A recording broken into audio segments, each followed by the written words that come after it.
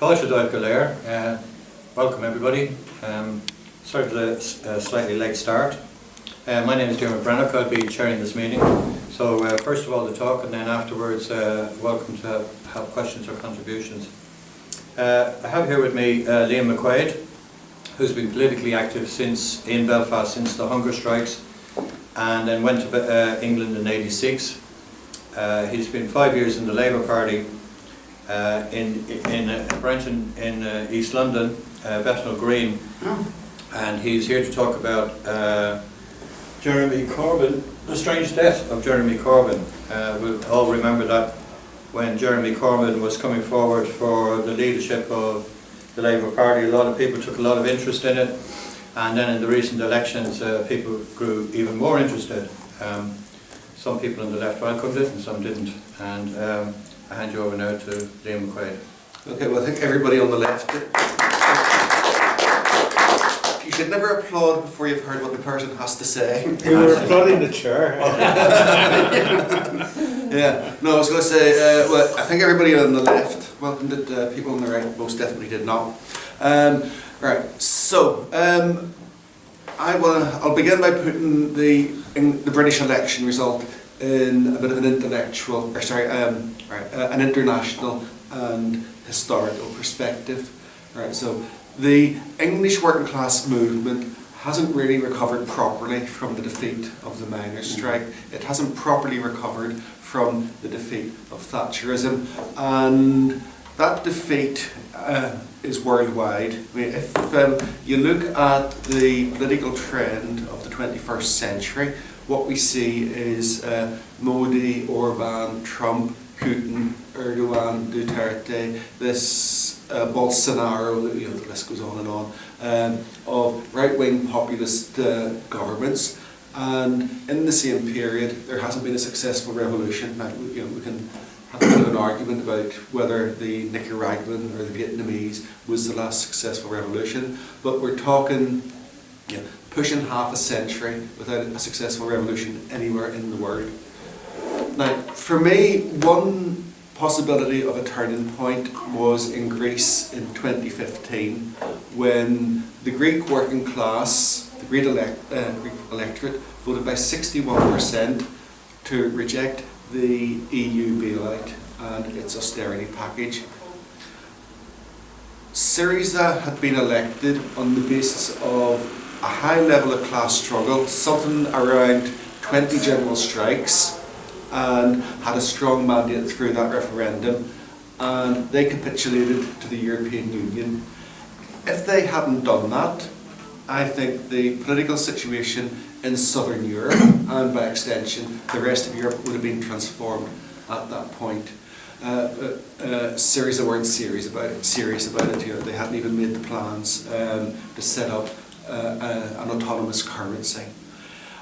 So that was a major defeat, a real low point, and then out of nowhere Corbyn gets some sympathy nominations, and him and MacDonald become leader and deputy leader of the Labour Party, which absolutely nobody expected. And one of the consequences from that was a subsequent massive increase in the Labour Party membership. So there'd been all sorts of people hovering around, vaguely Labour supporting, but who, because of the Iraq War, PFI, various things that the Blair government did at various points, just walked away from Labour. And for a period, and I was involved in all of them actually. There were attempts to regroup something like a class struggle left formation. You had the Socialist Alliance, Respect, Left Unity, all of which ended in failure. And the political current I support, Socialist Resistance, we developed this idea that there was political space for something in the region of about 20,000 people on the far left of British politics. Right, that didn't work. But what happened was, when Corbyn became leader, all these people either re-engaged with political activity or came into political activity for the first time. Lots of them very young. And there was a plus side to that, and there was a downside to that. I'll come on to that. But the Labour right was never going to be reconciled to a Corbyn-led Labour Party. Right, almost immediately they threw up Owen Smith as a leadership challenger, and he was the unity candidate of the soft left, the Labour right. He was humiliated. Corbyn increased his majority.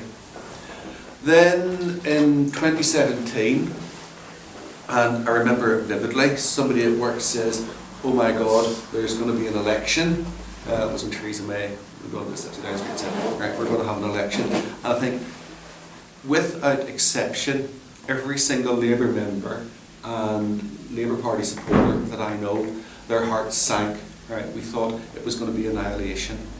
There'd be no preparation done for the election. Corbyn hadn't established a strong leadership team, and so on. And then, out of nowhere, Corbyn increased the Labour vote by a third, and 10 percentage points. Right, that wasn't expected, and I think that created a sense of false confidence about what the Corbyn leadership had achieved and how extensive its victory was inside the party. Jumping forward to December last year, the Tory victory is, I would say, the English outworking of that process that we see with Trump and Erdogan and Bolsonaro. Right, the election was fought solely around the issue of, for the Tories, the election was fought solely around the issue of Brexit. And right, the magnitude of their victory, I think, is such that it bears comparison with Thatcher's 1983 victory. Yeah, that's the scale of the defeat that it's imposed on the British working class. Because the Tories won 43.6% of the vote. Right, that's not a negligible figure. They gained 66 seats, so their majority is now in the region of 80. Yeah, that makes you absolutely bulletproof as a government to force through any sort of legislative agenda that you want. And we're getting some inkling of what that might look like, with a very marked authoritarian strand as well. Labour's election was humiliating. Right, their vote share fell by almost 8%. They got 32% of the vote and lost 42 seats. And I know some people take comfort from the fact that 10 million British voters voted for what was perceived as a radical left leadership, a radical left Labour programme. But this was a big defeat. And although the manifesto contained all sorts of things that would have very quickly made people's lives a great deal easier, a great deal more comfortable, a great deal safer, that manifesto didn't resonate because it was drowned out by Brexit. And the failure of Corbyn's Labour Party to take a clear anti-Brexit position resulted in the extent of its defeat. If you compare what happened in Scotland, where apparently 1/3 of the SNP's supporters were in favour of Brexit, Sturgeon fought that election, said the SNP is the anti-Brexit party, we're the party of the European Union, and if you vote for the SNP, that's what you're going to get. And they had a triumphant result. By contrast, Labour hemorrhaged votes in both directions. 800,000 Labour voters shifted to the Tories. Right, that's a big number, there's no denying it. I think it's clear that those 800,000 voters are the most atomised, disorganised, racist, pro-imperialist sections of the British working class. And when we talk about the British working class, we need to be quite precise about this. It's got all sorts of components. So the area of East London that I live in, our MP, she increased her majority to 35,000. 35,000. This was a seat formerly held by George Galloway, so it was, you could never say it's always been an absolutely secure Labour seat. But the local MP, she was aggressively anti-Brexit, on the soft left of the anti-Brexit movement, but her position was clear. And that constituency, like all the neighbouring inner London constituencies, voted to remain in the order of between 55 to 66%. So those big working class cities overwhelmingly voted against Brexit. Right?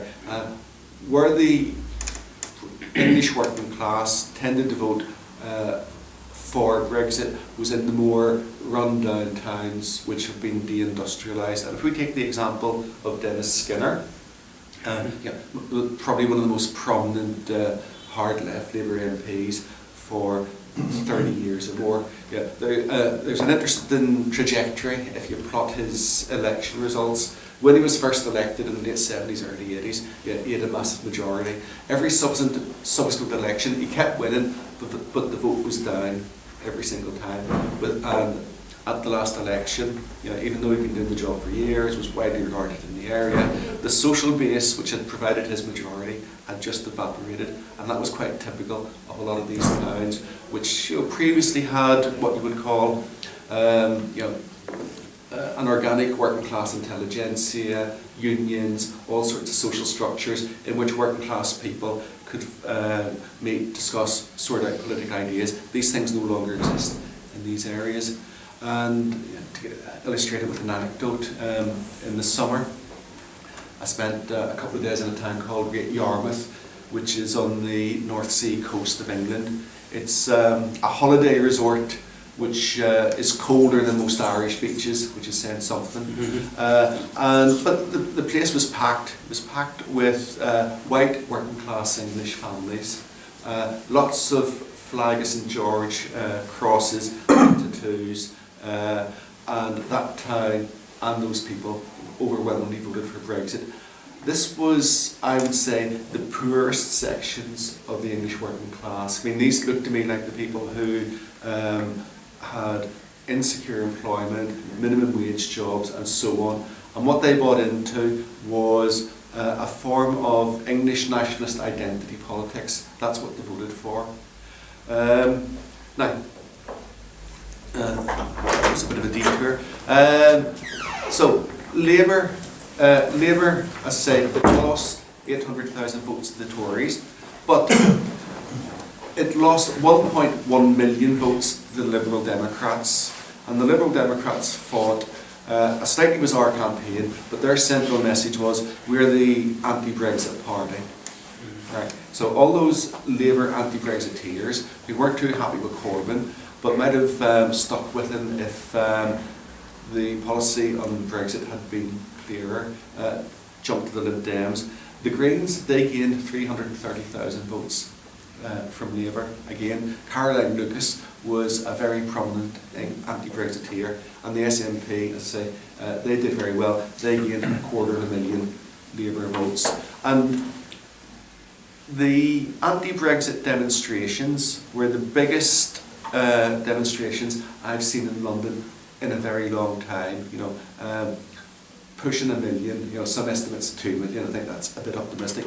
But these things were a real movement. People were organising coaches from villages in Devon and Cornwall. They were travelling down from Yorkshire, taking the whole day. They'd be leaving home at 3 in the morning, march through the streets of London, probably getting home well after midnight. But it was a movement that got people on the streets.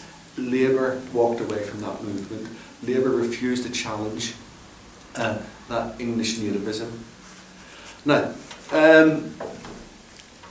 I mentioned Owen Smith and his defeat, but the Labour right didn't accept defeat. They spent every waking moment, while Corbyn was leader, working out how to get rid of him. Because they couldn't be reconciled to a leadership which was internationalist, very left-wing, and was despised by the entire bourgeois press, and they used whatever means came to hand to discredit Corbyn. So speaking to people who were out canvassing in some of those Essex towns on the outskirts of London, they were saying that the message that really resonated there was Corbyn's an IRA supporter. Now, yeah, it's been 25 years since the IRA engaged in that sort of stuff, but that message really sunk home with that big section of English working class voters. The anti-Semitism stuff, it flabbergasted most people on the left, because nobody's ever been able to come up with a single anti-Semitic word that Corbyn, MacDonald, Abbott said. In all my years of political activity in the English Labour movement, I've never heard anti-Semitic remarks. People are very, very clear on the difference between anti-Semitic and opposing Israeli policy. It's a no-brainer. Now, self-evidently, in an organisation of 500,000 people, you're going to have all sorts of odds and sods and fruitcakes who are going to come up with all sorts of social media and post all sorts of nonsense. But to say in some way that's reflective of the mainstream Labour Party is absolute nonsense. And all the evidence is that the natural home for racists, anti-Semites, Islamophobes is the Conservative Party. Jacob Rees-Mogg, Boris Johnson, what's his face, John Bercow, who's just stepped down as Speaker of the House of Commons. He said that he was frequently getting anti-Semitic abuse from Tory MPs. That was real. It goes unremarked. A lot of fabrications about what was happening in Labour were splattered all over the press. And the Corbyn leadership didn't fight this fiercely enough. Now, one of the reasons I think for that is the pool of people that they had to draw on when they were creating their cabinet and their front bench was actually fairly shallow. If you think about the age profile of the Parliamentary Labour Party, it's got quite a lot of people who would have joined and risen to become MPs when Blair was in his pomp. So they were attracted to a party which was moving to the right, which meant that all those people with the sort of experience that Abbott, MacDonald, Skinner had on picket lines in struggles, they didn't have that. So you were left with people like Keir Starmer, of whom we'll say more shortly, and Emily Thornberry, who nobody previously had really thought of as being on the left, having these very, very high profile positions.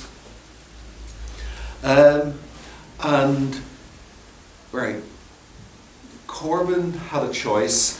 He could have gone headlong into a battle with the Labour right, imposed mandatory reselection on MPs, and tried to recreate the party in the image of its membership.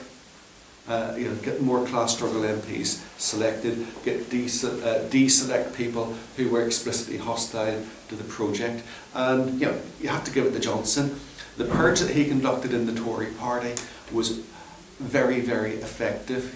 In the space of a couple of months, he recreated that party in his own image and got rid of all the dissenters.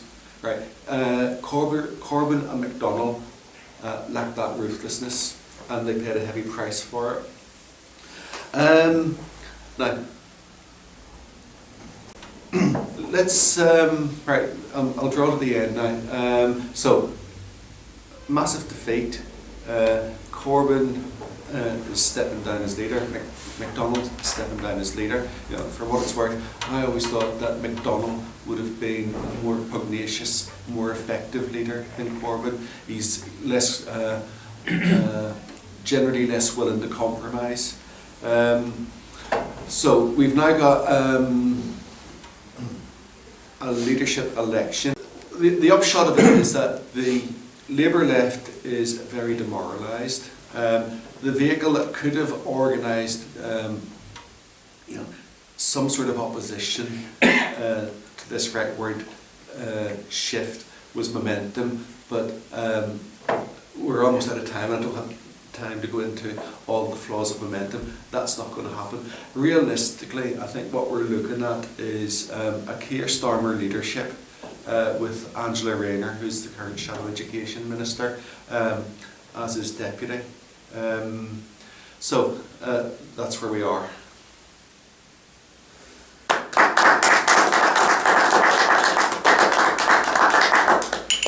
Thanks very much, Liam. That was Depressing.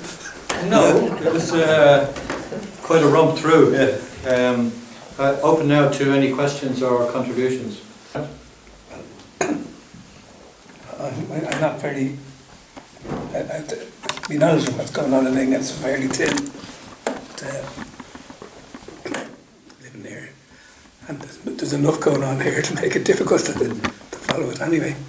But it seems that the people who are journalists in the Guardian played a leading role politically and ideologically, and particularly in stuff like that nonsense about anti-Semitism and that. And now, where did these guys come from? The other thing was that when the Labour Party has failed so badly for its supporters, that things like what you said a minute ago,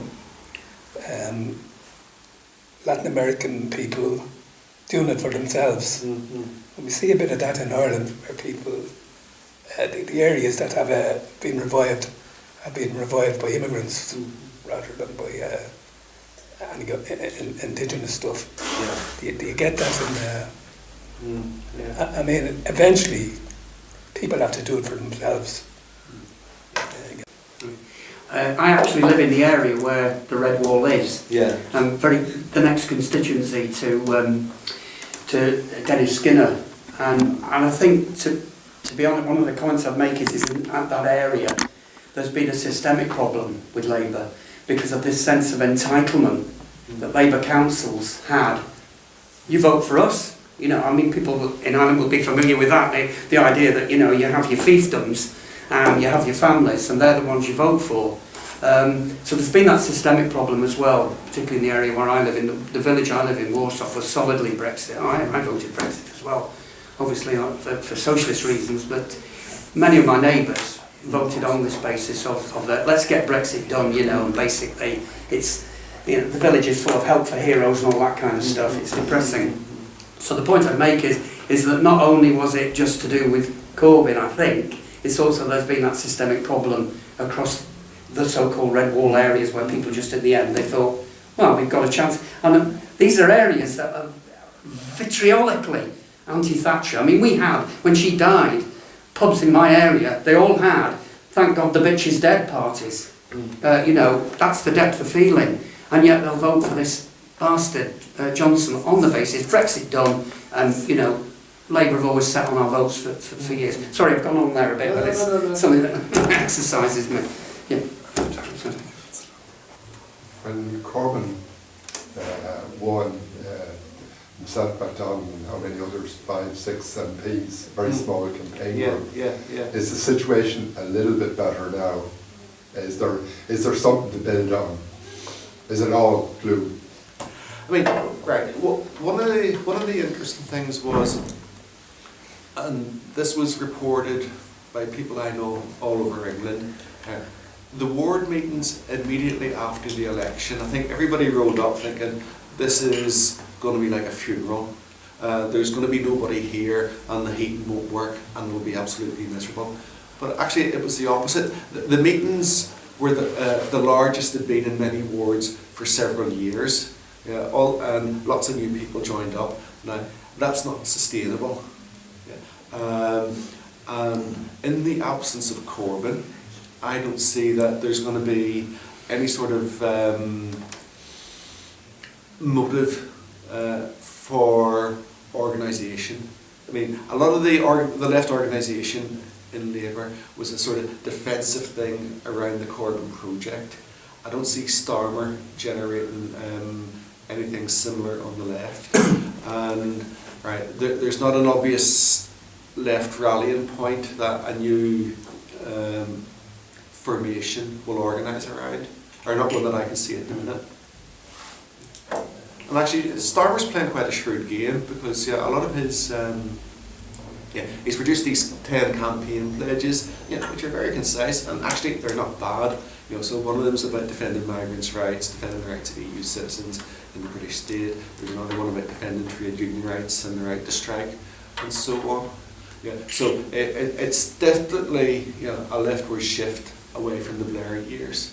The extent to which the leftward shift of Corbynism is retained is a much more open question. That's a good question. You've just touched now on the trade union movement, and you started off by talking about the defeat of the left, which was really a defeat for the trade union movement as well, with the miners' strike. And actually there had been others as well, the printers, for instance, around the same time. So seem to be concentrating now on the left as a parliamentary struggle, but is there any has there been any sign of resurgence of militancy among the trade union movement, any kind of big strikes coming up or anything like that? I remember a couple of years back there was quite a lot around the RMT, and their leader, who was being vilified in the press as well, and I think he died. Bob Crow, died young of cancer or something. Anything to say on that? Right. So I can't remember the precise figures, but the strike figures in England are they're at a sort of low point, the lowest point they've been for a century, and every year that passes, they're lower than the year before. So the next major set of strikes coming up is the University and Colleges Union. I think they're planning to go out for a fortnight.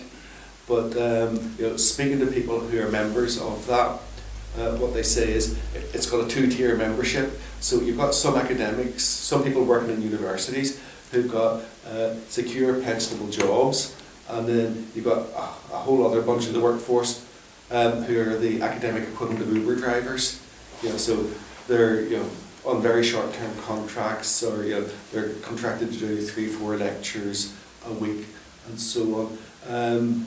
The only struggles we're seeing are very, very low-level defensive struggles, typically around what Labour councils are doing, stuff that they're closing, or funding cuts and all the rest of it. And I think that sense of entitlement that you referred to on the part of some Labour councils is very, very real. And an example is in a borough called Haringey in North London, and what's happening there is it's a bit like the Moore Street thing that you were talking about. The council wants to redevelop an old market, which at the minute is mainly used by Latin American traders, and develop this into some sort of retail complex with flats and all the rest of it.